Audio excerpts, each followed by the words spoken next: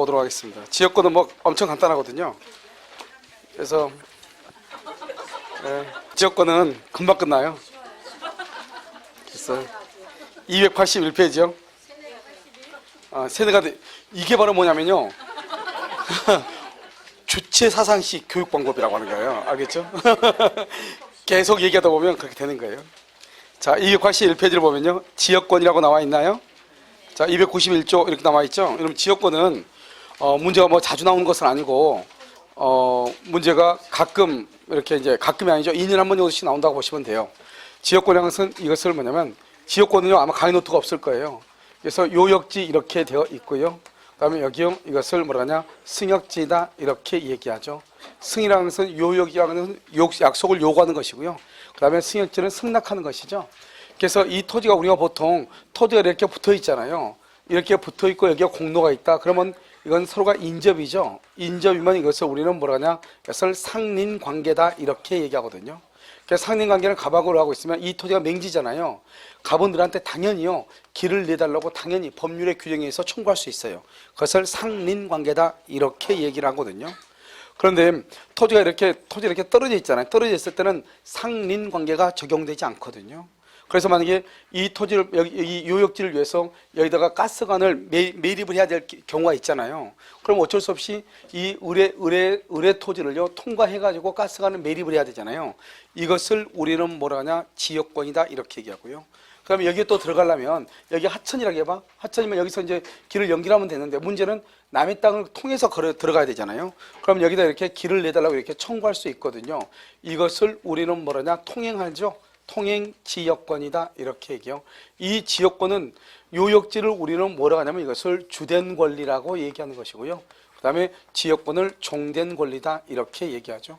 우리가 이제 지상권에서 우리가 뭘 배웠냐면 주된 권리인 건물이 멸실된다 하더라도 지상권은 소멸하지 아니한다 이렇게 배웠잖아요. 왜 지상권은 소멸하지 않느냐? 지상권은 타인의 토지 위에 건물을 소유하기 위해서 타인의 토지를 뭐 하는 것이다? 사용하는 권리, 사용이요. 그런데 지역권은 지역권이라는 것은 오로지 요역지의 편익만을 위해서 존재하는 게 지역권, 오로지 요역지요. 그러니까 요역지가 없다 그러면요 지역권도 자동적으로 소멸하는 거예요. 이것을 뭐라고 한다? 부종성이다 이렇게 얘기를 하는 것이에요. 만약에 지역권이요 이렇게 이전하죠. 병한테 이렇게 이전하잖아요. 그러면 지역권도 요역지가 이전하면 지역권도 다른 말이 없으면 이렇게 이전하는 거예요. 이것을 뭐라고 하냐 수반성이라고 하는데 언제나 이전하는 것이 아니고 다른 약정이 없죠. 아무런 약정이 없으면 같이 수반하는 것이에요. 그럼 여기서 이전이라고 이렇게 나와 있잖아요. 이런 경우는 부기등기라고 하는 것을 하지 않는 것이에요. 부기등기. 그래서 부기등기를 하지 않아도 돼요. 그래서 이제 우리가 지상권이나 저당권 이런 것은 이전을 할 때는 부기등기를 해야 되거든요. 그런데 지역권의 경우는 부기등기를 하지 않아도 왜냐? 지역권은요 요역지 토지 등기부 여기요 승역지 토지 등기부 을구에다가 지역권 설정에 등기를 하죠. 그러면 이것은 승역지 토지 등기부에다 지역권 설정에 등기를 할 때는 갑과 을이 공동 신청으로 하는 거예요. 그래서 공동 신청으로 승역지 토지 등기부에 요역지가 지역권 설정에 등기가 되면은 요역지 토지 등기부에는 등기관이 직권으로요 승역지상의 지역권이 뭐죠? 요역지를 위해서 지역권이 설정되어 있다는 뜻의 등기를 하게 되거든요. 그렇기 때문에 이미 등기가 되기 때문에 별도로 다시 등기를 하지 않아도 되는 것이에요. 그 다음에 지역권은요 오로지 요역지의 편익만을 위해서 존재하기 때문에요 지역권을 요역지와 봐봐 지역권을 요역지와 뭐 할 수 없다? 분리하여 뭐 할 수 없다? 양도할 수가 없다 이 말이고요. 여기 보면 요역지는 이 지역권은 이 토지 즉 요역지 토지 전부를 위해서 존재를 해야 되는 것이고요. 그 다음에 승역지는요 승역지다 지역권 할 때는 토지 전부를 지역권으로 할 수 있지만 토지 일부만 지역권으로 할 수 있거든요. 그래서 전부나 또는 뭐죠? 일부 여기에다가 뭘 할 수 있다? 지역권을 설정할 수가 있다 이런 말이에요. 이런 경우는 이제 우리가 지역권이다 이렇게 얘기를 하는 것이죠. 원래 지역권은 뭘 하지 않느냐? 점유를 하지 않아요. 점유를 하지 않으니까 지역권은 점유보호 청권이 없어요. 점유보호 청권이 없고 그 다음에 지역권의 기한 반환 청권 있죠? 반환 청권도 없어요. 점유를 하지 않는다는 것은 원칙적으로 배타성이 없다 이 말이죠. 그래서 배타성이 없는데요. 이 아주 예외적인 것이 있다면 점유를 하지 않는데 예외적으로 배타성이 있는 것이 있어요. 그것은 뭐냐? 용수지역권이요. 이 용수지역권은 특이하게 뭐라고 되어 있냐면요. 후순위 용수 지역권자는 선순위 용수 지역권자의 용수를 방해하지 못한다. 우리가 점유하지 않으면 순서가 없어가지고 누가 1번이다 2번이다 그렇게 말할 수가 없거든요. 그런데 희한하게 용수 지역권에 있어서만큼은 후순위는 선순위 용수 지역권의 용수를 방해하지 못한다. 그러니까 누가 더 우선한다? 선순위가 우선한다. 이렇게 되어 있단 말이죠. 그래서 이게 이제 조금 특이한 것이죠. 이것을 우리는 뭐라고 하냐면 지역권에 관한 것이고요. 그 다음에 이제 또 지역권은 여기서 이제 먼저 통행 지역권이라고 하는 것을 먼저 한번 보죠. 통행 지역권을 시효 취득한다 이 말이죠. 시효 취득하려면 어떻게 해야 되느냐. 원칙적으로 시효 취득이라는 것은 점유 플러스 등기를 해야 되거든요. 그런데 지역권은 점유하지 않잖아요. 그래서 점유하지 않는 대신에 지역권을 시효 취득하려면 뭐를 해야 되냐. 먼저요 계속되고 뭐가 돼? 표현돼야 돼요. 표현되고 몇 년? 20년이요. 그 다음에 뭐를 해야 돼요? 등기를 해야 돼요. 그다음에 두 번째는요 요역지를 어떻게 해야 돼요? 적법하게 점유를 해야 돼요. 적법하게 점유하는 자가요. 3번요 여기 요역지 소유자가 승역지상에 뭘한다? 여기 통로를 뭘한다? 개설해야 돼요. 이렇게요. 그래가지고 여기서 뭐라 해야 된다? 등기를 하게 되면 통행지역권이 되는데요. 중요한 것은 요역지를 적법하게 점유하고 요역지 소유자가 승역지상에 통로를 개설해야 돼. 이 말이 아주 이것은요 플러스예요. 요역지 소유자가 승역지상에 통로를 개설해. 그래서 시험에 가장 많이 나온 게 뭐냐? 통로 개설 없이 이게 잘 나와. 통로 개설 없이 틀렸어. 승역지 소유자가 통로를 개설 그러면 안 돼요. 알겠죠? 그 다음에 여기서 이제 뭐 지역권이라는 문제가 나오면 언제나 단 한 번도 빠지지 않고 나온 게 있어. 그 바로 불가분성이라고 하는 것이에요. 자 봐봐. 불가분성이죠. 나눌 수가 없다 이 말이잖아요. 이러면 지역권은 권리잖아요. 권리니까 권리는 여러분 취득하는 게 좋아요? 소멸하는 게 좋아요? 취득하는 게 좋죠. 그래서 취득은 어떻게 하냐? 취득은 쉽게 취득을 해야 되고요. 소멸은 어렵게 소멸이 돼야 되겠죠. 취득은 쉽게 소멸은 어렵게 이렇게요. 그럼 무슨 말이냐? 이렇게요. 여기는 뭐냐면 취득시효라고 하는 것이 있어요. 취득시효가 있고 여기 소멸시효가 있고요. 여기도 뭐가 있냐? 소멸시효가 있고요. 소멸이니까요. 그 다음 여기 뭐가 있냐? 취득시효가 있거든요. 취득시효. 여기는 소멸시효의 중단이요. 소멸을 중단한다 이 말이죠. 이건 취득시효의 중단이요. 취득을 중단한다 이 말이죠. 그럼 여기서 딱 보면 이렇게 되어 있죠.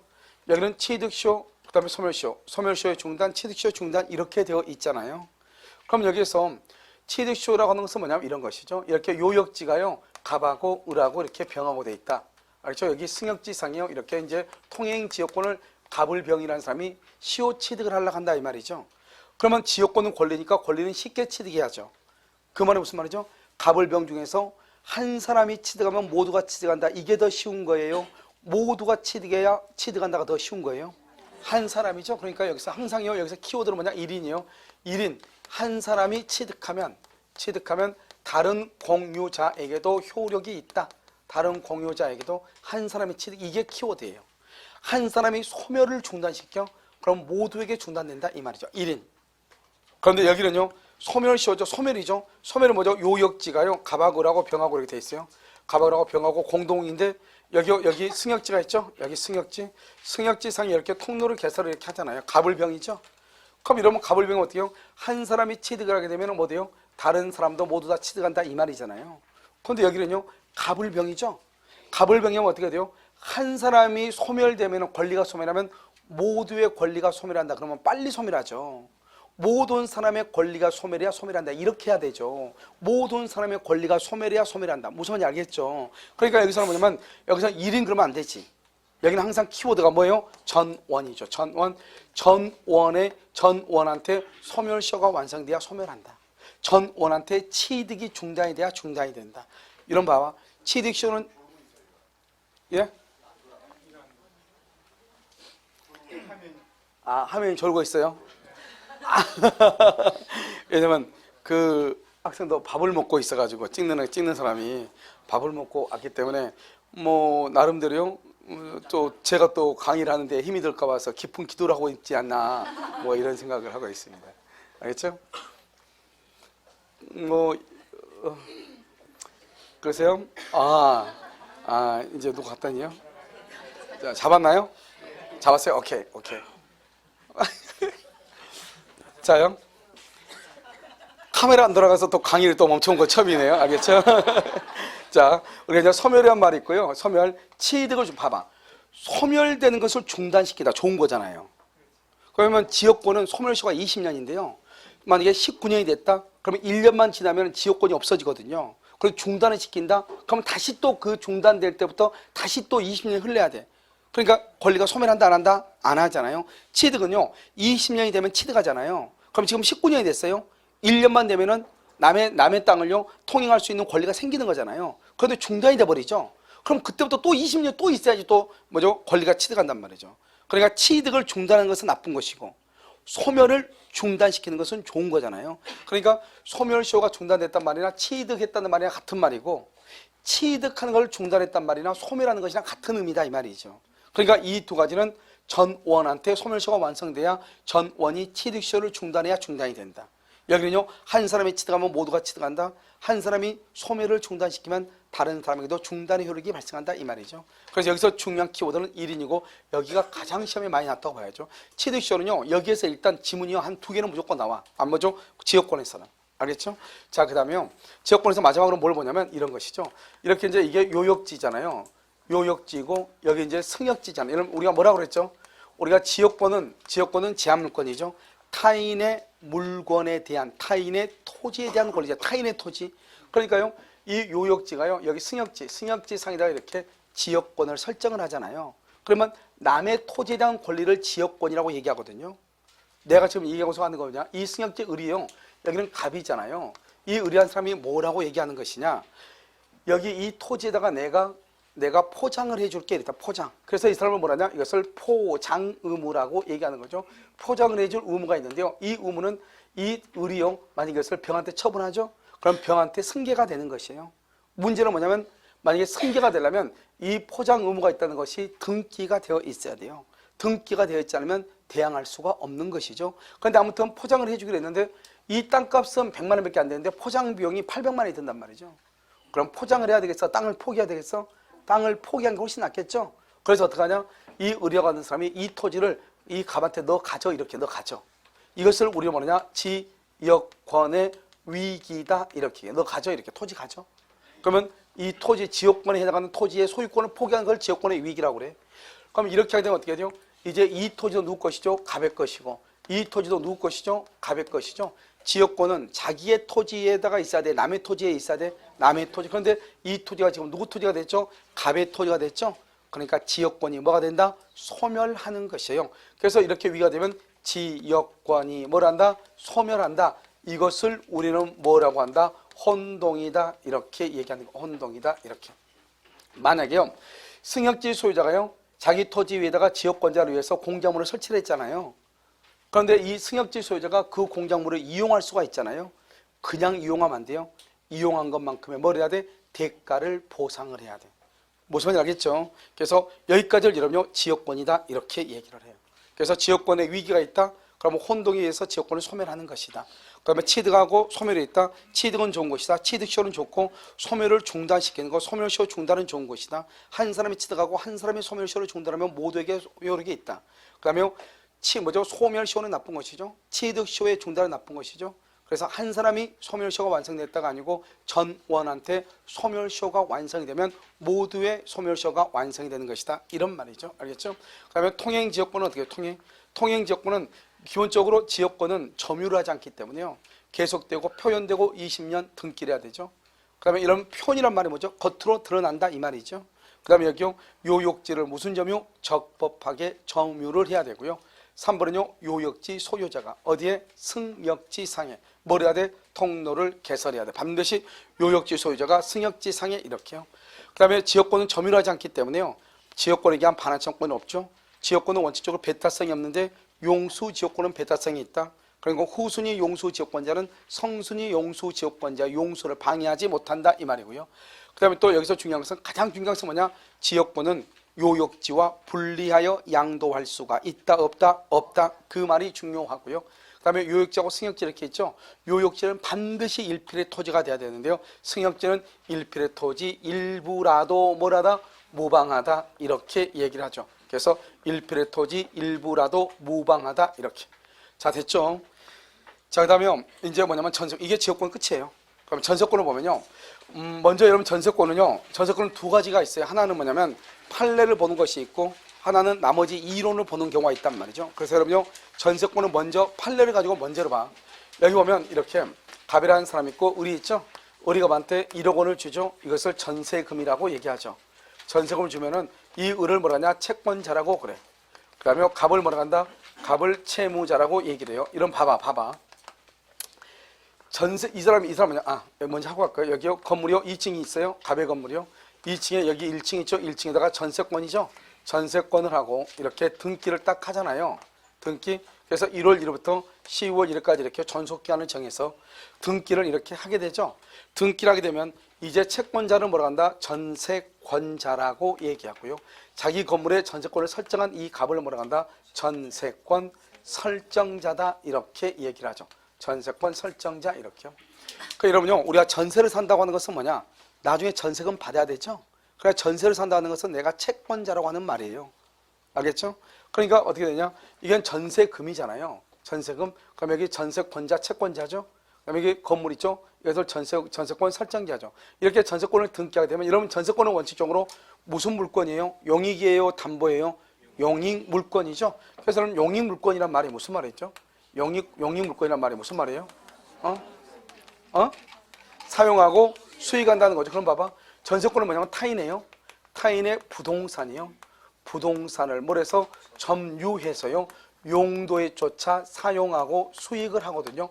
남의 부동산을 점유해서 사용을 해. 그러면 사용료 내야 돼, 안 내야 돼?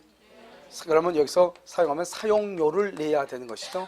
그러면 사용료는요, 여러분요, 모텔은 가서 얼마를 내죠? 모텔은 여러분 5만 원 내죠? 그래서 모텔 5만 원 내잖아요. 그럼 여러분요, 여기 호텔은 얼마 돼? 호텔은 얼마나 내요? 20만 원 내죠? 그럼 월세는 얼마 돼? 월세는 한 40만 원 내죠? 그럼 여러분 전세권은 얼마나 내? 전세권은 얼마나 내? 뭐라고?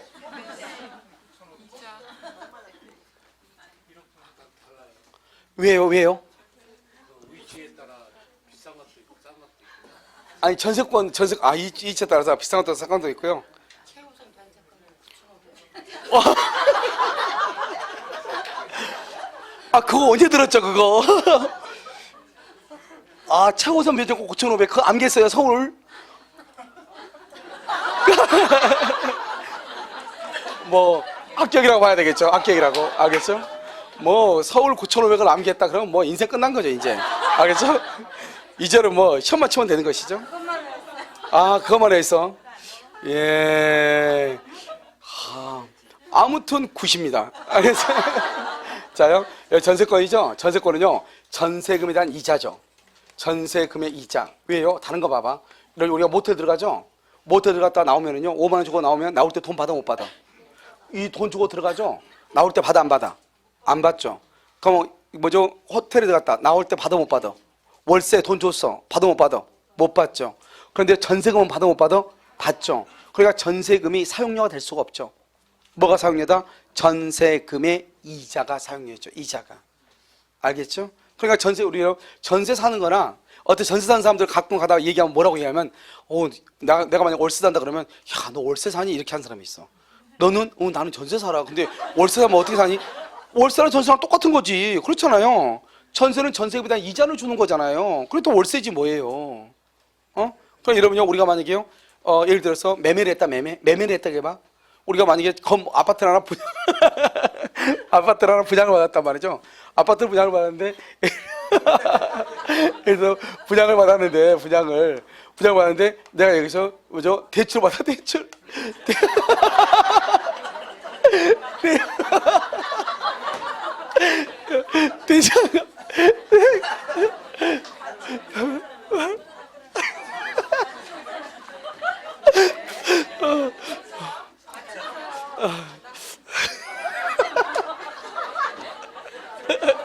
아니 제가 무슨 말하면 저쪽이 잘 안 들리나 봐요. 잘 안 돼서 저분이 계속 중계를 해줘. 내가 말을 하면. 내가 무슨 대출 걸면 대출 뭐 이렇게. 이쪽 분도 잘 안 들려? 제 말 잘 안 들려? 잘 들려요. 잘 들려? 근데 계속 중계를 해줘. 중계를. 그래서 내가 대출 걸면 대출. 계속 중계를 해줘. 그래서 여러분, 만약에 집을 대출 받아서 집을 사는 사람이 있잖아요. 대출 받아서 집을 사게 되면 어떻게 하죠? 그 대출금에 대한 뭐가 나와? 이자가 나오죠. 이자. 그러니까 내가 대출 받아서 집을 샀다. 그러면 말만 내 앞으로 등기가 돼 있지. 이 사람 뭐 내죠 지금? 이자 내니까 이자도 그 사용이랑 똑같아. 그러니까 여러분요, 월세 사는 사람이나 전세 사는 사람이나 대출 받아서 집 사가지고 사는 사람이나 큰 차이가 없어요. 알겠죠? 큰 차이가 없다. 무슨 말 알겠죠? 내 말은. 그러니까 우리가 지금 얘기하는 것은 뭐냐면 우리가 다 사용료를 다 낸다 이 말이죠. 그러니까 전세권은 뭐를 사용해? 우리 전세권은 전세 사는 사람들은 나는 아무런 돈을 안 낸다. 그러면 큰일 나죠. 전세금에 대한 이자를 내는 거잖아요. 그래서 전세금에 대한 이자를 내기 때문에요. 우리가 사용하고 수익이라고 하는 것은 전속 기간 동안 사용하고 수익을 하죠. 그래서 우리가 만약에 모텔에 들어간다고 해봐. 저녁에 들어가면 아침 10시 나올 때까지는 그 모텔을 사용하고 수익하죠. 그럼 여러분 10시나 정도로 지나면 어떻게 해요? 전화가 오죠? 나갈 건지 더 잘 건지 물어보잖아요. 그럼 내가 더 잔다 그러면 돈 더 내야죠. 나온다 그러면 나와야죠. 그러니까 무슨 말이냐? 일단 사용하고 수익은 전속하는 기간 동안 사용하고 수익하는 거예요. 그러니까 전속하는 기간이 지나면 더 이상 사용 수익할 수 없는 거예요. 사용 수익을 하지 않는단 말은 더 이상 전세금에 대한 이자를 줄 필요가 없다 이 말이죠. 그러니까 기간이 끝나면 어떻게 하냐? 전세금을 반환 받아야 된다 이런 말이죠. 그런데 만약에 갑이 전세금을 안 준다 그러면 어떻게 한다? 을은 경매를 청구한다 이 말이죠. 그래서 원칙적으로 84년도에요. 전세권자도 경매를 청구할 수 있다고 하는 권리가 처음으로 우리 민법에 들어왔는데 그전에는 전세권자는 경매를 청구할 수 없었거든요. 84년부터 전세권에 경매권이 들어왔거든요. 그래서 용익권능을 보면 어떻게 하냐? 용익권능은 전속기간 동안 이 말이죠. 전속기간 동안 이 말. 이게 아주 중요해. 전속하는 기간 동안 뭘 한다? 사용하고 수익을 한다. 그리고 전속기간 동안 여기서 뭐를 낸다? 사용료를 낸다. 전속기간은 사용수익에 대한 뭐를 내요? 사용료를 낸다 이 말이죠. 그러면 전속기간이 만료가 되죠. 만료가 되면 어떻게 되냐? 말소 등기 없이 이것을 뭐라냐? 186, 7조라고 얘기해. 알겠죠? 말소 등기 없이 당연 소멸해. 당연히 소멸을 해. 그래서 용익권능은 말소 등기 없이 당연히 소멸해. 그러니까 만약에 전속기간이 1월 1일에서 10월 1일까지 전세권 등기를 했다. 10월 1일이 되죠? 그러면 아무런 말을 하지 않아도 등기를 말소하지 않아도 전세권은 자동으로 소멸하는 거예요. 그러면 소멸하니까 어떻게 돼요? 더 이상 전세금에 대한 이자를 줄 필요가 있어요? 없어요? 이자를 줄 필요가 없죠? 더 이상 사용료를 줄 필요가 없죠. 그러니까 뭐를 해야 돼요? 전세금을 반환받아야 되죠. 그래서 전세금 반환 청구를 하죠. 그럼 전세금 반환 청구를 했는데 이 사람이 전세금을 반환하지 않죠.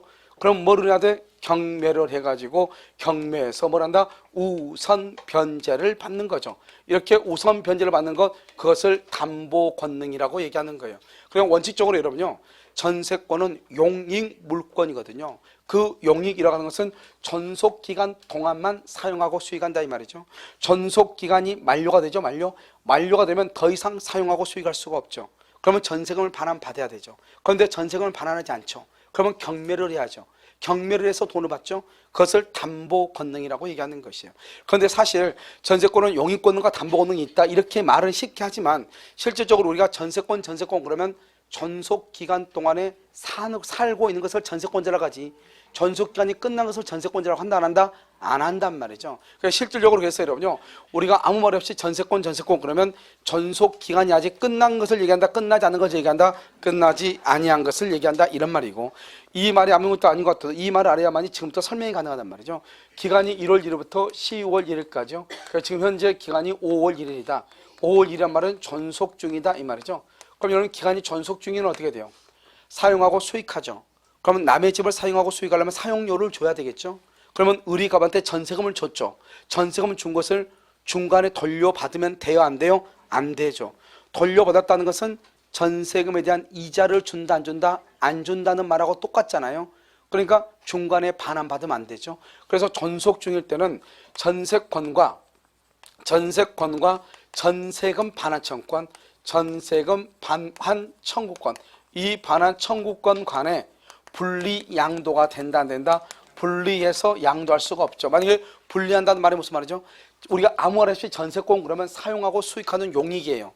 용익은 존속 기간 동안만 사용하고 수익한다 이렇게 얘기했잖아요. 그러니까 사용하고 수익을 하면서 전세금은 다른 사람한테 양도한다. 말이 돼 안 돼? 안 된다 이런 말이죠.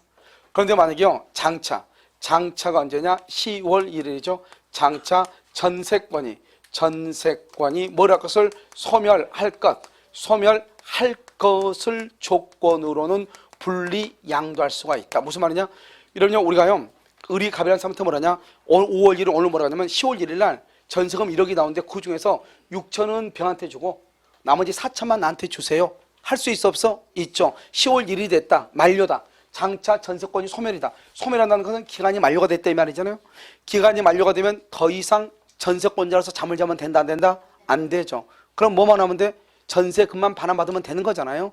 그렇기 때문에요 이때는 뭐로 할 수 있다? 분리 양도할 수가 있다. 이게 아주 중요하고요. 그다음에 또 한 가지는 이제 뭐가 있냐면 이런 것이죠. 이 두 가지가 중요하고 또 한 가지는 이렇게 갑이 있죠. 갑이 있으면 갑을 전세권 뭐라고 한다? 설정자다 이렇게 얘기하죠. 설정자고요. 을이 뭐가다? 을이 전세권자죠. 이 전세권자는 전세권에 뭐가 있죠? 등기가 있죠. 그럼 이 등기에서는 등기는 전세권은 용익권능의 전세권하고 담보권능의 전세권하고 이렇게 두 가지가 이렇게 있잖아요. 그런데 여러분요 이런 가죠. 우리가 전세권 담보대출이라는 말 들어봤어 안 들어봤어? 전세권 담보대출 안 들어봤어요? 저당 잡고 전세금에다가 전세금 1억이 있다. 그러면 그 1억을 담보로 해가지고 저당 잡고 은행에서 돈 빌려 안 빌려? 빌리잖아요. 한번 봐봐. 전세 자금 대출은 달라. 전세 자금 대출은 전세권으로 되기 전에 내가 전세금이 부족을 해. 그럼 부족하면 은행한테 돈을 빌려달라고 그래. 그건 전세 자금 대출이죠. 무슨 말인지 알겠죠? 그거하고 다르고 우리는 내가 전세권자로 사는데 전세권자가 전세금 1억밖에 없단 말이죠. 다른 돈이 없는 거예요. 그 1억을 담보로 해서 내가 돈을 빌리고 싶다 이 말이죠. 그러면 어떻게 돼요? 내가 전세권이다 그 말은 아직은 내가 전세권자로 살고 있다 이 말이잖아요. 그러니까 전속 중이다 이 말이죠. 그래서 이 용익권능하고 담보권능이 있는데 A라고 하는 은행에다가 근저당을 잡죠. 근저당을 잡고 돈 1억을 이렇게 빌리면서 근저당을 이렇게 잡는단 말이에요. 그래서 지상권하고 전세권 위에는 저당권이나 근저당권을 설정할 수가 있거든요. 그럼 여러분요 이 근저당권이라는 것은 용익권능의 전세권 위에다가 근저당을 잡아야 돼? 담보권능의 전세권 위에다가 잡아야 돼? 어디에다 잡는다? 그럼요 용익권능에다가 잡는 것이죠. 왜요? 내가 방금 얘기했죠. 전세권 담보대출이라고 그랬죠. 전세권이란 말은 사용하고 수익하는 거죠. 사용하고 수익은 맨 끝에 보면 존속기간 동안만 사용하고 수익하는 것이고 존속기간이 끝나면 용익이라고 하는 말을 쓰지 않는 거예요. 그런데 우리가 아무 말 없이 전세권 그러면 용익물권이니까 존속기간 동안이잖아요. 우리가 담보권능의 전세권은 존속기간이 뭐가 돼야 돼? 만료가 돼야 되죠. 여러분요 전세권의 존속기간이 만료가 됐는데 은행에서 돈 빌려준다 안 빌려준다? 안 빌려주죠. 그러니까 여기서 근저당이라는 것은 용익권능의 전세권에다가 근저당권을 설정을 하죠. 그런데 문제는 용익권능은 맨 끝에 보면 존속기간이 만료가 되죠. 기간이 만료가 되면 뭐 없이 말소 등기 없이 당연 뭐를 한다? 소멸해. 당연히 전세권은 소멸하는 거예요. 그러면 전세권 위에 있는 근저당권은 2번요 더 이상 실행할 수가 없어요. 더 이상 전 근저당권을 실행할 수가 없어. 더 이상 실행을 못해요. 그럼 어떻게 돼요? 근저당권자는 여기 을이요 갑한테요 전세금 1억을 줬죠. 이 전세금이요. 그러면 근저당권자는 어떻게 하냐?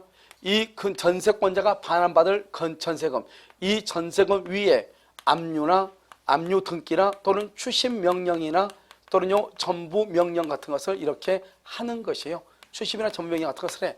그러면 이 갑이라는 사람은 설정자인데요. 전세권 설정자는요 전세권의 존속기간이 만료가 되면은 전세금을 원칙적으로는 전세권자한테 반환을 해야 되는데요. 만약에 제3자의 압류 등이 있으면 전세금을 을이 아니고 제3자한테 반환하면 되는 거예요. 그런데 전세권의 존속기간이 만료가 됐어요. 만료가 됐는데 제3자의 압류가 있어 없어? 제3자의 압류가 없는 거예요. 그러면 전세금은 누구한테 반환한다? 전세권자한테 전세금을 반환하면 돼. 이거 네 번째예요. 자 봐요. 용익권능의 전세권 위에 근저당권이 설정됐죠. 용익권의 전세권은 말소 등기 없이도 존속기간이 만료가 되면 당연 소멸하죠. 그러면요, 전세권 위에 설정되어 있는 근저당권은 더 이상 실행할 수 없다. 이때 근저당권자는 전세권자가 반환받을 전세금 위에 압류나 추심명령이나 전부명령이나 제3자가 강제 집행 절차를 실시하면 강제 집행 절차에 참가하여 자신의 권리를 행사할 수가 있다. 전세권 설정자는 제3자의 압류 등이 있으면 전세금을 제3자한테 반환해야 되겠지만 제3자의 압류 등이 없으면 전세금을 누구한테 반환한다? 전세권자한테 반환한다. 1번, 2번, 3번, 4번. 그래서 이 두 가지를 섞어가지고 전세권에서 시험에 가장 많이 나왔어요. 그래서 전세권은 전속기간 동안 전세권과 전세금 반환 조건을 분리 양도할 수 없다. 장차 전세권이 소멸할 것을 조건으로 분리 양도할 수가 있다. 전세권 위에 저당권이 있다. 전세권의 존속기간이 만료되면 말소 등기 없이 전세권은 자동적으로 소멸하고 전세권 위에 있는 저당권은 더 이상 실행할 수가 없고 이때 저당권자는 전세권자가 반환받을 전세금 반환 청구권이 압류나 추심명령 등을 통해서 자신의 권리를 행사를 해. 그리고 난 다음에 설정자는요, 제3자 압류 등이 없으면 전세금을 누구한테 반환한다? 전세권자한테 반환한다 이 말이죠. 무슨 말이겠죠? 그러니까 이 두 가지가 그림을 가지고 봐야지 여러분요, 이것을 헷갈리잖아요. 그래서 그림을 가지고 쭉 이렇게 보란 말이에요. 그러니까 지금 이것을 볼 수 있는 가장 중요한 것은 맨 앞에 나와 있는 판례죠. 맨 앞에. 그래서 우리가 전세권은 용익권능과 담보권능이 있다. 용익이라는 것은 사용하고 수익한다. 언제 사용하고 수익하냐? 존속기간 동안에 사용하고 수익한다. 존속기간이 만료되면 더 이상 사용 수익을 못한다. 그러니까 뭐라 한다? 전세금을 반환받아야 된다. 전세금 반환하지 않으면 경매를 청구한다. 경매를 청구해서 전세금 반환받은 것을 뭐라 한다? 담보권능이라고 얘기한다 이런 말이죠. 그러니까 그 말이 이해가 돼야지 지금부터 이 세 가지가 다 이해가 되는 것이에요. 무슨 말인지 아시겠죠? 자, 그 다음에 이제 뭐 여기까지 보면요, 거의 다 끝난 것이에요. 그 다음에 전세금은 어떻게 하냐? 전세권의 존속기간이 만료가 되죠. 만료가 되면 어떻게 되냐? 여기 갑이 있고 여기 을이 있죠. 을이요 전세권이죠. 전세권인데 이 전세권에 뭐가 있다? 등기가 있고요. 전세금 1억을 이렇게 줬잖아요. 그런데 2월 1일 기간이 끝났죠. 그러면 갑은 을을 어떻게 하냐? 전세금을 반환해야죠. 전세금. 을은 갑한테 뭐를 반환하냐? 목적물을 인도를 하고, 그 다음에 전세권 말소 등기. 말소 등기에 필요한 서류, 말소 등기에 필요한 서류를 줘야죠. 전세금을 주고 인도 플러스 말소 등기에 필요한 서류를 줘. 이것은 무슨 관계다? 동시이행 관계다 이 말이죠. 여러분 동시이행이란 말이 무슨 말이냐? 동시이행이라는 것은 채무불이행이 아니다. 채무불이행이 아니니까 경매를 청구할 수가 없다 이런 말이죠. 그러면 만약에 이게 동시행일 때 경매를 청구하려면 어떻게 해야 되냐? 경매를 청구하려면 상대방을 뭐에 빠뜨려야 돼? 이행지체에 빠뜨린다. 이행지체를 뭐라고 얘기한다? 채무불이행이다. 채무불이행이 있으면 뭐가 된다? 경매가 된다 이런 말이죠. 그러니까 여러분요, 일단 갑이 을한테 전세금을 반환하죠.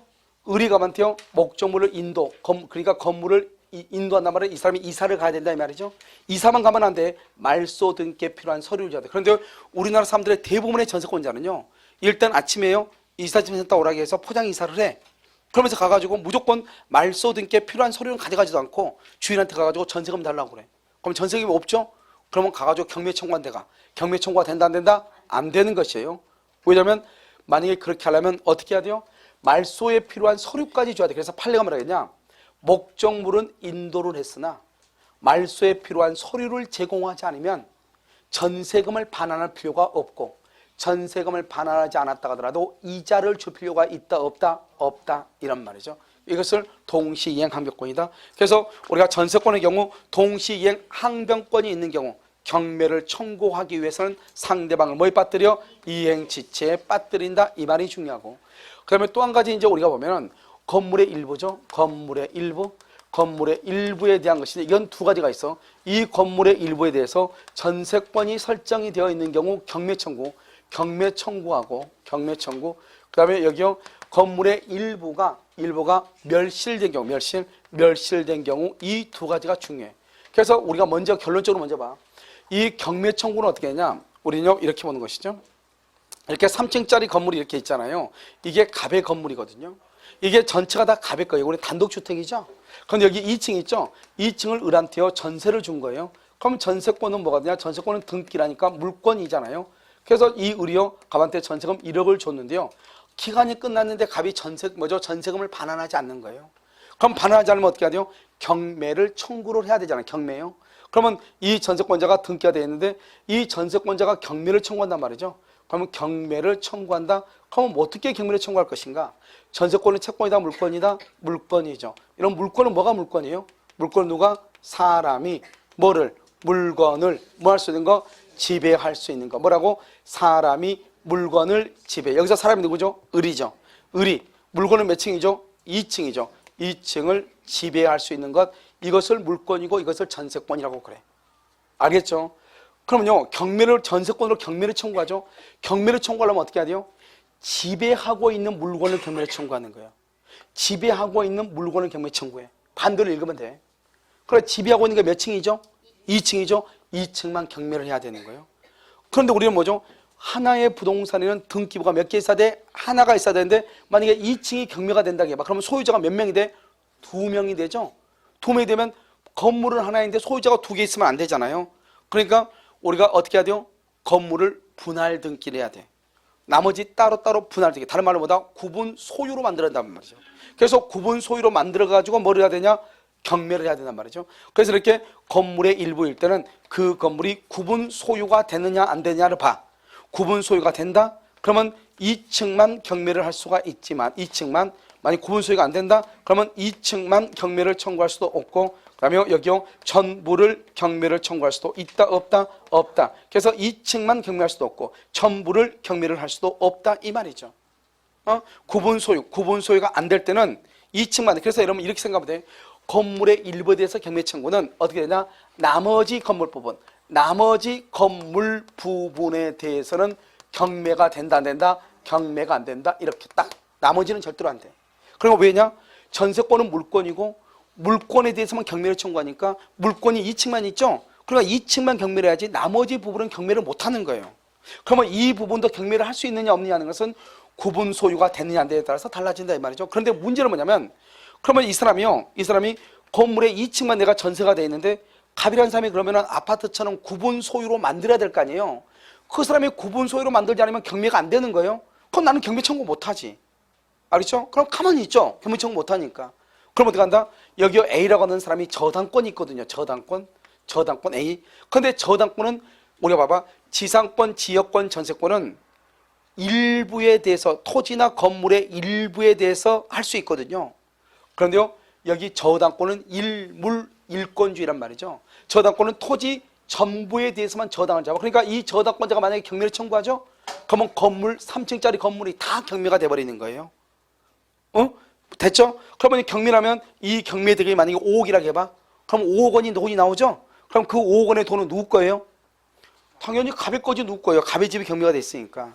그러면 갑이라는 사람은 그 5억 원 중에서 저당권자가 2억이고 전세권자가 1억이다. 그러면 저당권자한테 2억 갖고 전세권자한테 1억을 갚는 거예요. 알겠죠? 그러니까 무슨 말이다? 건물의 일부에 대해서 경매를 청구할 때는 나머지 부분은 경매가 안 되죠. 중요해. 시험이 자주 나오니까.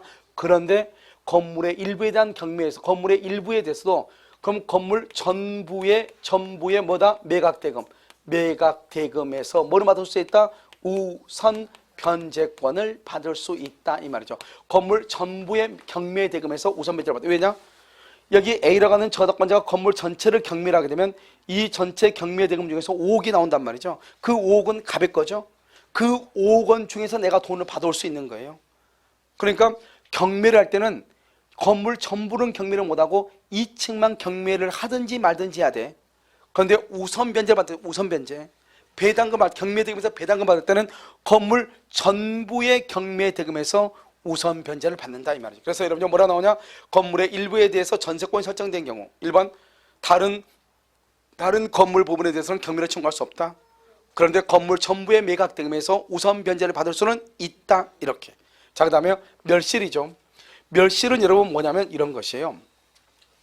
건물의 일부가 지금 멸실이 된다 이 말이죠. 건물의 일부가 멸실이 될 때는 어떻게 되냐? 자, 봐봐.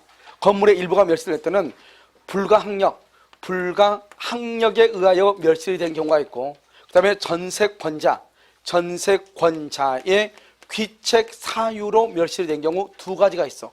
불가항력으로 멸실, 그 다음에 전세권자의 귀책 사유로 멸실, 이렇게 두 가지가 있단 말이죠.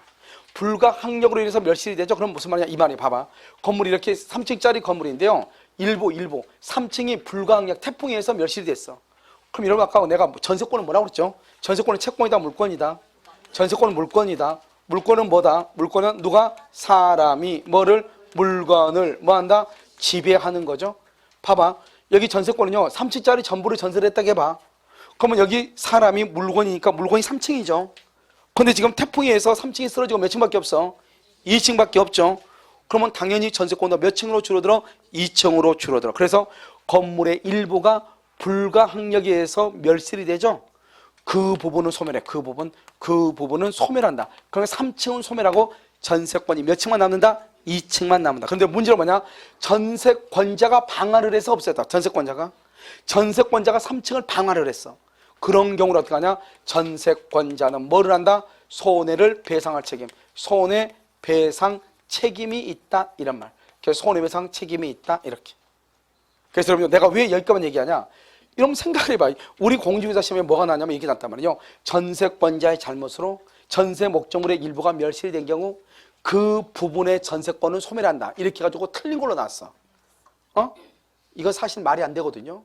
법조문에 뭐라 하냐? 불가항력에 의해서 일부가 멸실된 경우 그 부분의 전세권을 소멸한다. 그 다음에 전세권자의 잘못으로 일부가 멸실되면 전세권자는 손해를 배상한다. 법조문에는 그렇게 나와 있단 말이죠. 그런데 여러분요, 우리 아까 내가 말했죠. 물권은 뭐라고 그랬죠? 사람이 물건을 지배한다고 그랬죠. 사람이 물건을 지배한다. 그런데 3층이 없는데 지배할 게 있어 없어? 없죠. 당연히 그러면 3층은 없어져야지. 대신 손해배상을 하더라도. 그런데요, 이게요, 이의제기를 하고 막 다 했는데 이의제기가 받아들여지지 않았어요. 그럼 이러면 어떻게 하면 되냐? 어떻게 하면 되냐면 무시한 것들이 하는 것을 놔두고 그냥 법조문 그대로 보면 돼. 불가항력으로 일부가 멸실이다. 그 부분의 전세권을 소멸한다. 전세권자의 잘못으로 일부가 멸실했다. 전세권자는 손해배상 책임이 있다. 이렇게만. 그 다음에 건물의 일부에 대한 전세권이다. 그러면 그 일부만 경매를 청구하고 나머지 부분은 경매를 청구할 수 없다. 그런데 건물 전부의 매각되면서 뭐는 할 수 있다? 우선 변제, 전부로부터 우선 변제를 받을 수 있다. 나머지는 경매는 안 된다. 이 두 가지를 정확하게 구별하란 말이죠. 무슨 말인지 알겠죠? 그 다음에 전세권의 전속기한이 만료되죠. 그러면 전세금의 반환과 목적물의 인도 플러스 말소 등기에 필요한 서류의 교부 의무는 무슨 관계다? 동시이행이다. 동시이행. 그러니까 전세금을 주지 않는다 해서 무조건 경매를 해야 되는 것이 아니고 상대방을 뭐에 빠뜨려? 이행지체에 빠뜨렸을 때 경매를 청구할 수 있다. 전세권, 용익권 등의 전세권 위에 저작권을 설정을 했다. 용익권 등의 전세권은 전속기한이 만료가 되면 말소 등기 없이 당연히 소멸하고 전세권 위에 있는 저당권은 더 이상 실행할 수가 없다. 이때 저당권자인 제3자는 전세권자가 받을 전세금 반환 청구권 위에 압류 등에 해서 권리를 행사하고 설정자는 제3자의 압류가 있으면 제3자한테, 제3자의 압류가 없으면 누구한테? 전세권자한테 전세금을 반환하면 된다. 전세권은 전속기간 동안은 타인의 부동산을 점유하여 사용하고 수익한다. 그러니까 사용료를 내야 된다. 그래서 전속하는 동안은 전세권과 전세금 반환 전세금하고는 분리양도가 된다 안 된다? 안 된다. 그런데 장차 전세권이 소멸할 것을 조건으로 분리양도가 된다 안 된다? 된다 이 말이고 전세권은 두 가지가 있다. 하나는 용익권 등의 전세권과 담보권 등의 전세권이다. 원칙적으로 용익이 우선이죠. 전속하는 동안은 용익이다. 그런데 전속기한이 만료된다. 더 이상 사용하고 수익할 수 없다. 따라서 목적물을 반환하고 전세금을 반환받아야 되죠. 그런데 전세금을 반환하지 않는다. 그러면 경매를 청구하고 경매 대금에서 우선 변제를 받는다. 이것을 무슨 권능이다? 담보 권능이다. 그래서 전세권은 용익 권능과 담보 권능이 있는데 어느 것인지 주된 것이다. 사용하고 수익하는 것이 주된 권능이죠. 그래서 용익 권능이 주된 권능이고 담보 권능이 부차적 권능이다. 이렇게 얘기를 하는 것이에요. 알겠죠? 그 다음에 이제 나머지 이제 전세권을 우리가 정리를 하면 먼저 전세권은 전세권 설정에 합의를 하고 그 다음에 전세금을 지급을 하고 그 다음에 뭐란다? 등기를 하고 그 다음에 인도 이렇게 네 가지. 이 중에서 인도는 요건이 아니다. 이렇게 이게 중요해. 그런데 전세권에서의 목적물의 인도는 요건이 아니지만 매매 계약에서 인도는 동시 이행 관계다. 그래서 매매에서는 판례가 뭐라고 얘기했냐? 매매 원칙적으로 뭐죠? 갑하고 을하고 있으면 여기서 갑하고 을하고 등기와 그다음에 잔금이 무슨 관계다? 동시 이행이다. 이게 판례가 원칙이다. 이렇게 했거든요. 그런데 또 다른 판례에서는 판례가 뭐라고 얘기했냐? 이렇게요. 갑하고 이렇게 을하고 있죠. 그럼 어떻게 돼요? 갑은 을한테 등기만 주는 것이 아니고 목적으로 뭐 인도, 이것이 잔금하고 무슨 관계다? 동시행이다. 그래서 등기뿐만 아니라 인도도 잔금과 동시행이다. 이런 판례도 있고 이런 판례도 있는데 둘 다 판례가 원칙이라고 얘기했어. 그러니까 매매 계약에서는 목적물의 인도, 매매 계약에서 뭐라고? 목적물의 인도가 무슨 관계? 동시이행이지만 전세권의 경우는 인도가 성립 요건이다 아니다? 아니다. 정확하게요. 성립 요건이 아니다. 그 다음에 전세금이죠. 전세금은 원칙적으로 금전으로 주는 거죠. 이게 왜 그러냐? 우리가 차임, 월세는 금전으로 줘도 되고 몸으로 떼어도 된단 말이죠. 월세는요. 그런데 전세금은 반드시 금전으로 줘야 돼. 그 다음에 이 전세금을 기존의 채권을 가지고 전세금으로 가름할 수 있는가? 가름할 수 있다 이런 말이죠. 하지만 실제로 전세권은 용의물권이니까 실제로 사용하고 수익할 의사가 있어야 돼? 없어야 돼? 있어야 된다. 그래서 사용, 수익할 의사가 있어야 된다. 이것을 전세금이다 이렇게 얘기를 해. 그래서 전세금은요 기존의 채권으로 가름할 수 있고 실제로 사용하고 수익할 뭐가 있어야 돼? 의사가 있어야 된다 이 말이죠. 그런데 만약에 전세금을 지급하지 않겠다고 약속했죠. 그러면 그것은 무조건 무효가 돼. 전세권은 반드시 전세금을 줘야 돼. 그런데 우리가 전세권자는 누가 될 것인가? 이렇게 갑하고 이렇게 을하고 있죠. 을이 갑한테 전세금 1억을 주죠. 이 사람을 우리는 채권자다 이렇게 얘기하잖아요. 채권자, 갑을 채무자다 이렇게 얘기하고요. 그 다음에 갑의 건물에 대해서 이렇게 전세권 설정을 하죠. 전세권, 그 다음에 이렇게 등기를 하잖아요. 그럼 어떻게 하냐? 우리는 원칙적으로 전세권자는 채권자가 전세권자가 되는 것이 원칙이에요. 채권자가. 그런데요 갑과 을과 병 간의 합의에 의해서 병을 전세권자로 할 수 있다. 어제 우리가 좀 이따 보면 알겠지만 저당권자나 근저당권자는 채권자가 되는 게 원칙이에요. 그런데 갑과 을과 병 간의 제3자 간의 합의에 의해서 제3자를 저당권자, 제3자를 근저당권자, 제3자를 전세권자로 할 수가 있다 이런 말이죠. 알겠죠? 그래서 전세권 이렇게 보면 되고요. 그 다음에 이제 남은 것들은 우리가 이제 전세권에서 우리가 전세권은 양도성이 있다 다 얘기했잖아요. 그 다음에 전세권의 존속기간을 봐. 전세권은 채장 존속기간이 몇 년이냐? 10년이에요. 10년. 그런데 여기 토지 있죠? 토지는 언제부터? 0부터요. 여기 건물은 언제부터? 1년부터 1년. 그래서 이것을 뭐냐냐? 단존속기간 보장이다 이렇게요. 그래서 건물의 전세권은 1년부터 10년, 토지는요 0부터 10년 이렇게. 그래서 그럼요 1년의 기간이 있는 것은 뭐뿐이다? 토지 아니 건물뿐이다. 건물. 토지는 절대로 안 된다. 건물은 최단 1년이 보장이 된다 이 말이죠. 그 다음에 또 뭐가 있냐? 여기 건물 전세권 있죠. 이 건물 전세권의 경우에 뭐가 있냐면 법정갱신, 건물 법정갱신, 묵시적 갱신이 돼. 건물 토지는 된다 안 된다? 안 돼. 그래서 건물에만 있는 게 두 가지가 있어. 하나는 최단 존속기간 1년, 그 다음에 법정갱신 이렇게. 이런 무슨 말인지 알겠죠? 이러면요 나 위에 기도하지 마. 자 법정갱신 있죠? 이렇게 법정갱신 있으면 뭐냐? 일단 법정갱신은 존속기간이 뭐가 되죠? 존속기간이 만료가 되죠? 만료가 되면 전세권 설정자는요 기간이 끝나기 6개월에서 1개월 사이에 무슨 말을 해야 돼. 뭐 나가라든지 전세금을 올려달라든지. 그런데 전세권자에 대해서는 아무런 말이 없어요. 설정자가 6개월에서 1개월 알겠죠? 무슨 말을 꽁시꽁시 해야 돼. 그런데 아무런 말을 하지 않죠? 그러면 어떻게 되냐? 전과 동일한 조건으로 정과 동일한 조건으로 갱신된 것으로 봐. 그러면 전에는 어떤 거냐? 전에는 전세금이 1억이었고 전세금 그 다음에 존속기간은 5년이었단 말이죠. 뭐 이런 것들이 있단 말이죠. 그리고 모든 수선은요 전세권 설정자가 해주기로 했어. 뭐 이런 약속들이 있을 거 아니에요. 그런 조건들이 이렇게 있어. 그런데 전과 동일한 조건으로 다시 갱신이 되는데 문제는 뭐냐면 기간만큼은 정함이 없는 것으로 봐. 기간은 정함이 없는 것으로 봐. 전에는 5년이었죠. 이번에는 기간이 정함이 없는 것으로 봐. 그러면 기간이 정함이 없을 때는 어떡하냐? 그러면요 각 당사자는 언제든지 뭘한다? 해지를 뭐하고 통고해. 언제든지 나가라 갈 수 있어. 각 당사자 너 언제든지 나가라 갈 수 있어. 각 당사자는. 알겠죠? 각 당사자는 언제든지 해지를 통고. 봐봐. 여기 지금 내가 지금 뭐라고 그랬어? 통고라고 얘기 좀 이따 설명할 거예요. 언제든지 각당에서 나가라고 할 수 있고 6개월이 있으면 끝나는 거예요. 여기서 절대로 3개월 그러면 큰일 나. 3개월은 주택임대차하고 상가 건물 임대차 3개월이고 여기서 항상 시험은 6개월을 3개월로 바꾸고 좀 주택임대차하고 상가 건물 임대차는 3개월인데 6개월로 바꾸고 이렇게 한단 말이죠. 그래서 여기서 6개월이다. 그런데 여기서 우리가 해지 통고란 말하고 통고 무슨 통고라고 하는 거하고 무슨 청구라고 하는 말은 완전히 달라요. 통고는 뭐냐? 잘못이 없어야 돼. 귀책 사유가 없어야 돼. 그래서 유예 기간을 줘. 왜? 그 사람이 아무런 잘못이 없으니까 유예 기간을 주죠. 근데 여기는요, 청구라고 하는 것은 뭐냐? 귀책 사유가 있고 유예 기간이 없는 거예요. 봐봐.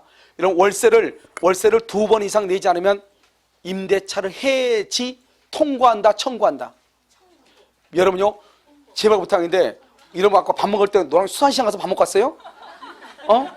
이러면 수산시장 가서 밥 먹고 왔냐고. 왜 눈이요? 앞을 쳐다보는데 눈이요? 수산시장에 있는 동태 눈하고 비스무리 이렇게 해가지고. 아무튼 이 노랑지는 뭐가 문제냐면요, 옆에 수산시장이 있어서 문제예요. 알겠죠? 다른 데 가서 학원도 아까 가서 공부 강의하면요, 오후에 강의해도 눈이 바짝바짝 빛나는데요, 거기는 옆에 가요 보석집이 많은가 봐요. 알겠죠? 근데 여기는 수산시장이 있어가지고 문제예요. 알겠죠? 그러니까 보강을 하더라도 새벽에 하든지, 새벽에, 알겠죠? 정신 못 가면 안 돼요. 왜? 파장 분위기가 돼가지고 안 된단 말이죠. 그래서 다음부터는 보강이나 특강을 할 때 새벽에 오라게 해가지고 해야 될 것 같아요. 알겠죠? 오케이. 자, 여기요, 청구하고 통고는 봐봐. 방금 했죠? 월세를 2번 안 냈다. 그러면 뭐라고 해야 돼요? 소멸 청구라고 해야 돼? 통고라고 해야 돼? 이러면 봐봐. 청구는 잘못이 있고 유예 기간이 없죠. 월세 2번 안 냈죠. 그러면 나가라고 해야지. 근데 유예 기간을 또 2달 또 줘? 지금도 지금 안 된다잖아요, 지금요. 알겠죠? 그래서 지금도 2달을 안 됐는데 또 2달을 안 되잖아요. 그러니까 어떻게 한다? 잘못이 있잖아요. 잘못이 있으면 유예 기간을 준다 안 준다? 안 줘. 그것을 청구라고 그래. 근데 여기요, 근데요,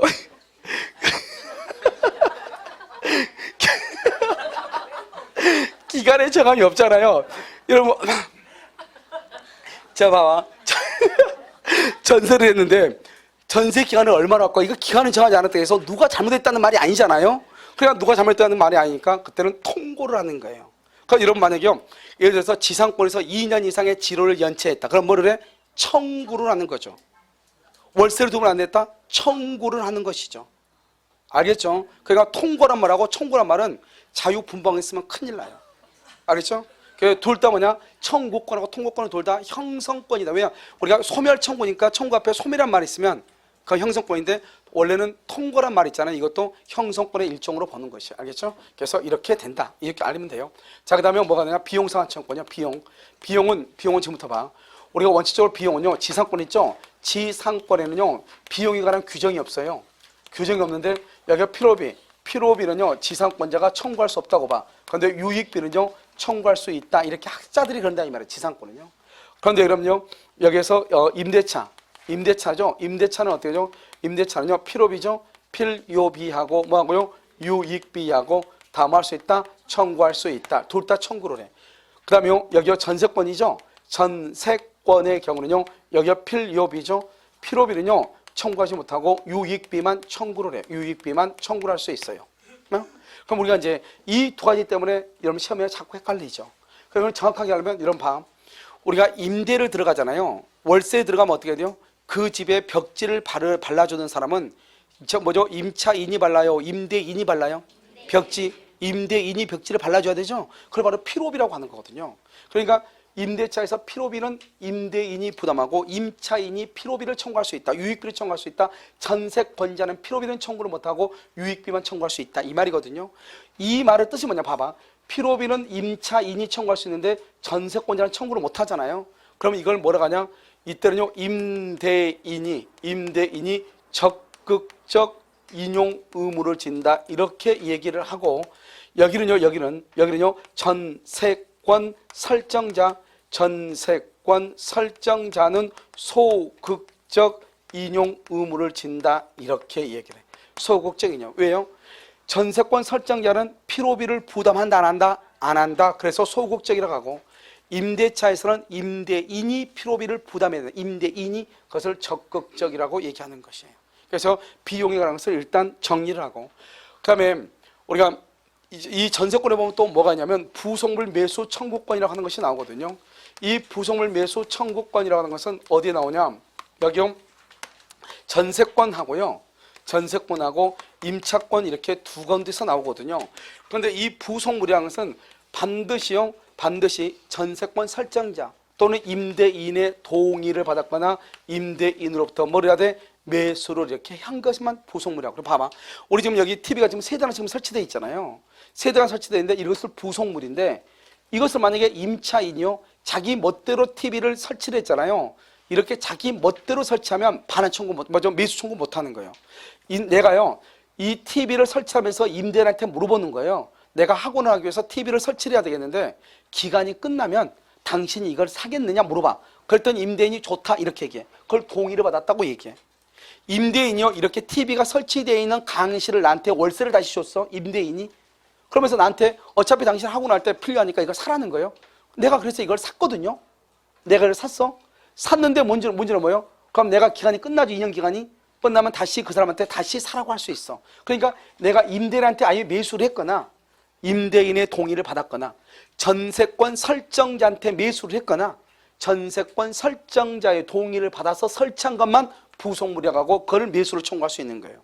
그런데 전세권에서는요, 전세권은 설정자도 매수 청구를 할 수 있고요, 그 다음에 전세권자도 매수 청구를 할 수 있고요, 그리고 여기 임차권은요, 임대인은 부속물 매수 청구권이 없고요, 임차인만 부속물 매수 청구권이 있고요, 임차인하고 전세권자가 하는 부속물 매수 청구권은 청구권 앞에 무슨 말이 있어요?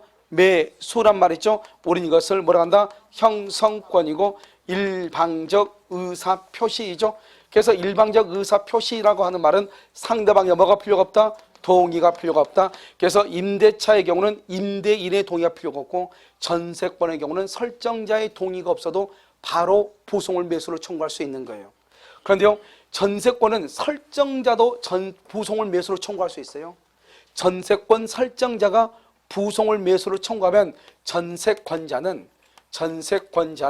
상정당한 이유 없이, 정당한 이유 없이 뭐를 못하냐? 거절을 못해요. 정당한 이유가 있으면 거절할 수 있어. 무슨 말이냐? 봐, 내가 이렇게 TV 세대를 설치했단 말이죠. 누구의 동의를 받고? 설정자의 동의를 받고 설치했는데 기간이 끝나가지고 설정자가요, 기간을 연장 안 해준다는 거예요. 그러면 내가요, 다른 데 가서 또 학원을 해야 될 거 아니에요? 학원을 하려면 어차피 또 이 TV 또 필요하잖아요. 그래서 내가 다른 데 학원을 해야 되니까 어차피 TV 필요하니까 내가 가지고 가겠다. 정당한 이유가 돼, 안 돼? 되죠. 그래서 집주인, 이 건물 주인이 뭐라고 하냐? 내가 여기서 학원 할 테니까 이거 놓고 가라는 거예요. 내가 자기가 산다고? 원래는 팔아야 되죠. 하지만 내가요, 바로 옆에다가 또 학원을 해야 된단 말이죠. 그러면 어차피 이거 살려면 또 돈 들잖아요. 그래서 내가 있는 거 떼가지고 가겠다. 할 수 있어, 없어? 있다, 이 말이죠. 그런 경우, 즉 전세권 설정자가 부속물 매수를 청구를 하면은 정당한 이유 없이 전세권자는 거절을 못해요. 그런데 전세권자가 부속물 매수 청구하죠. 형성권이니까 설정자는 언제나 거절을 못해요. 그 다음에 임대차에서는요, 임대인은 부속물 매수 청구권이 없어요. 뭐만 있다? 그 임차인만 부속물 매수 청구권이 있다, 이 말이죠. 이것이 이제 우리가 전세권하고요, 임대차하고 약간씩의 차이점이다, 이런 말이죠. 그 다음에 여기 말고 이제 또 뭐가 있냐면, 전세권의 경우는, 전세권은요, 전세권의 양도와 전전세라고 하는 것이 있거든요. 이걸 헷갈리는데, 우리 아까 양도 한번 했었죠. 전세권을 양도한다는 말이 무슨 말이냐? 갑이 있고 여기 을이 있죠. 전세금 1억이고요. 1월 1일부터 10월 1일까지요. 을이 이것을 병한테요, 전세권을 양도죠. 병한테 이렇게 양도하면 병이 양수인이에요. 그러면 이렇게 양도할 때는 누구의 동의를 받지 않죠? 갑의 동의가 필요하다, 필요하지 않다? 필요하지 않죠. 그래서 여기서 무슨 말이 나오냐? 불가항력적 손해, 불가항력적 손해에 대해서도 책임을 진다. 무슨 말이냐? 지금요, 이 을이라는 사람이 갑한테 묻지도 않고 자기 멋대로 전세권을 양도했잖아요. 그래가지고 이 사람이 여기 들어와서 살다가 이 집이 불타버렸죠. 그런데 그것이 불가항력이란 말은 천정 안에서 정기 누돈으로 불이 났다, 이 말이죠. 그래도 모든 책임은 누가 진다? 을이 진다. 불가항력. 왜? 갑한테 묻지도 않고 자기 멋대로 양도하니까. 일단 양도라고 병 앞으로 전세권 등기를 하죠. 그럼 병이 전세권자가 돼버려요. 그러니까 갑은 병한테 전세금을 반환해야 돼. 갑한테 묻지 않았어도. 알겠죠? 그런데 여기서 양도를 할 때는 어떡하죠? 을은 갑한테 전세금이 1억이잖아요. 그러면 병도 또 을한테 또 전세금을 지급해야 되거든요. 돈을 줘야 되죠. 그래야지 이 사람이 나갈 거 아니에요? 팔고. 그럼 이게 나갈 때 이 사람은요 1억을 줘야 되냐 1억 1천만 원을 줄 수 있느냐 1억 1천만 원을 줄 수 있다 이 말이죠. 하지만 나중에 기간이 끝나고서 갑한테 받을 때는 얼마만 받는다? 1억 원의 범위 안에서만 받는다. 그러니까 양도는 파는 거예요. 여러분 물건 봐봐. 내가 물건은요 100만 원에 사가지고 반드시 100만 원에 팔아야 돼요. 110만 원에 팔 수 있어요? 110만 원에 팔 수 똑같아. 전세권도 을이 갑한테 전세를 해가지고 병한테 팔 수 있는 거예요. 그래서 여러분요 좋은 몫에 있는 장소 있잖아요. 그런데 보면 물건 내가 전세를 잡죠. 자본 여러분요 뭐 예를 들어서 베스킨 라빈스라든가 뭐 이런 데 있죠. 뭐 이렇게 그 유명한 상품들 있잖아요. 그런 사람들은 거기 앞에 보면 광고의 목적이 더 중요하거든요. 근데 이 사람한테 좀 나가라니까 안 나가잖아요. 그럼 이 사람들한테 웃돈 얹어주고 내보내죠. 자기네들이 손해보고. 알겠죠? 그러고 나서 나중에요 기간이 끝나면 1억만 받죠. 여기서 이 사람들 나가야 되니까 영업 전세금 1억인데 1억 1천만 원을 주죠. 무슨 말이겠죠? 그래도 얼마만 보장받는다? 1억 원만 보장받는다 이 말이잖아요. 그럼 이해되셨죠? 자 그럼 봐. 전전세라고 하는 것은 뭐냐? 전전세는 갑이 있고 여기 을이 있죠. 그래서 전세금 1억이죠. 1월 1일부터 10월 1일이죠. 을이 이걸 병한테 이렇게 전전세를 주죠. 언제? 5월 1일. 그럼 전전세는요. 원전세권의 범위를 벗어나지 못해. 원전세권의 범위를. 전전세는 원전세권의 범위를 벗어나지 못한다고.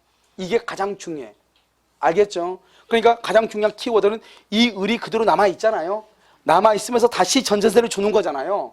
전전세 줄 때 갑의 동의가 필요하다, 필요하지 않다? 필요하지 않다.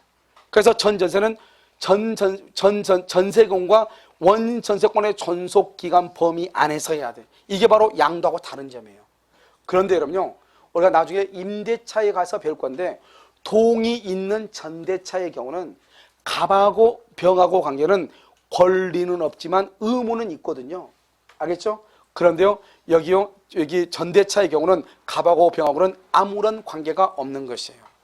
무슨 말인지 알겠죠? 그래서 가장 중요한 키워드는 뭐냐면 전세는 원전세권의 범위를 벗어날 수 없다. 그게 가장 중요하고, 그다음에 전세권의 양도는 원전세권과 관계없이 할 수 있다. 하지만 모든 주장은 원전세권의 범위 안에서만 할 수 있다. 주장할 수 있다.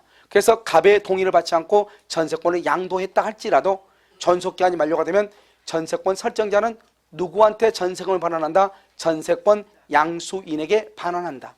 이때 이 의뢰가 받는 사람은 불가항력적 손해에 대해서 뭘 한다? 책임을 진다. 이렇게. 이것을 우리는 전세권이다. 이렇게. 그래서 지금 여기 나와 있는 것들은 다 뭐냐면 법조문을 지금 얘기하는 거거든요. 알겠죠? 잠깐 쉬도록 그렇게 하겠습니다.